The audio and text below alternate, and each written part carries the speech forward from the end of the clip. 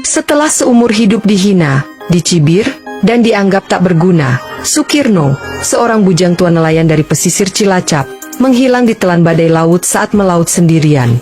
Semua orang mengira ia telah mati tanpa warisan, tanpa arti. Namun ketika ia terbangun, ia mendapati dirinya berada di sebuah pulau indah yang tak pernah tercatat di peta. Pulau itu dihuni oleh 100 wanita cantik yang memandangnya seperti seorang raja, atau mungkin seperti harapan terakhir. Dengan mata penuh harap dan tubuh penuh luka, para wanita itu memaksa Sukirno menikahi 100 dari mereka dan menghamilinya, demi menyelamatkan keturunan terakhir suku mereka yang terancam punah.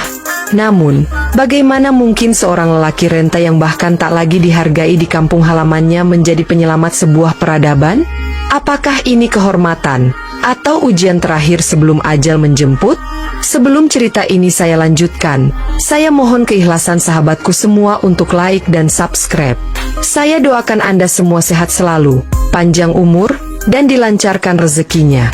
Baiklah, kita mulai saja ceritanya.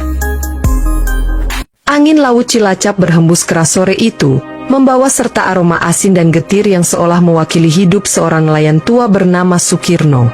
Di usia 63 tahun, tubuhnya telah mengering, kulitnya legam seperti kayu bakar, dan matanya selalu redup seperti tak punya semangat hidup.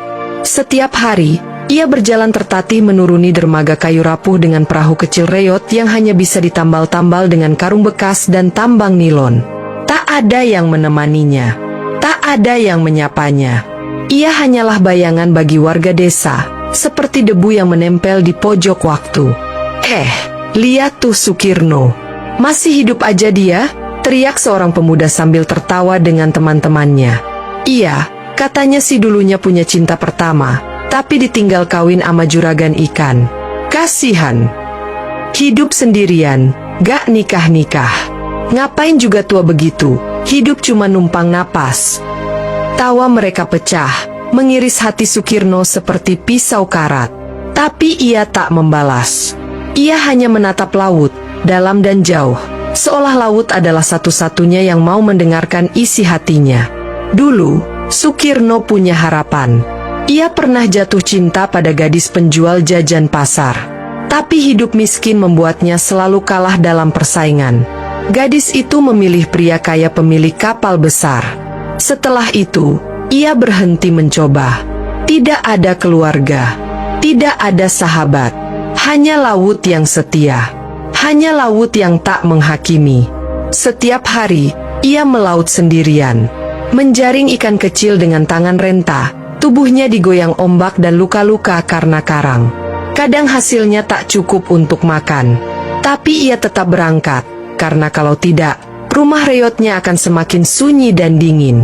Rumah Sukirno terletak di ujung desa, nyaris tak terlihat di balik ilalang dan pohon kelapa kering. Dinding bambu bolong, atap bocor, lantai dari tanah. Di dalamnya hanya ada tikar usang, lampu minyak kecil, dan foto tua ibunya yang sudah lama wafat. Setiap malam, ia menatap foto itu sambil berkata, "Mak, anakmu ini masih bertahan, meski udah gak ada yang mau lihat." Di suatu malam, angin bertiup aneh. Langit gelap tanpa bintang. Sukirno tahu, laut sedang marah. Tapi ia tetap mendorong perahunya ke air. Ia merasa tak ada bedanya antara hidup dan mati. Ia hanya ingin mencari ikan, atau mungkin mencari akhir dari semuanya. Perahu kecil itu melaju di tengah gulungan ombak yang semakin buas. Petir menyambar dari kejauhan, menerangi wajah tua Sukirno yang tak gentar. Ia seperti sedang menyerahkan dirinya pada alam. Jaring sudah dilempar, tapi ombak menghantam keras. Sekali, dua kali, hingga akhirnya perahunya pecah dihantam gelombang besar. Sukirno tak sempat berteriak. Badannya tercampak ke laut, ditelan gelap dan dinginnya samudera. Ia tak melawan. Matanya terpejam, pikirannya melayang. Di detik-detik terakhir kesadarannya, ia membisikkan, "Kalau ini akhirku, aku ikhlas, semoga laut menerimaku." Namun takdir tak semudah itu menyerah. Ketika fajar menyingsing keesokan harinya, tubuh Sukirno tak ditemukan di pesisir Cilacap. Warga hanya melihat sisa jaring rusak dan pecahan kayu perahu terdampar. Setelah seumur hidup dihina, dicibir, dan dianggap tak berguna,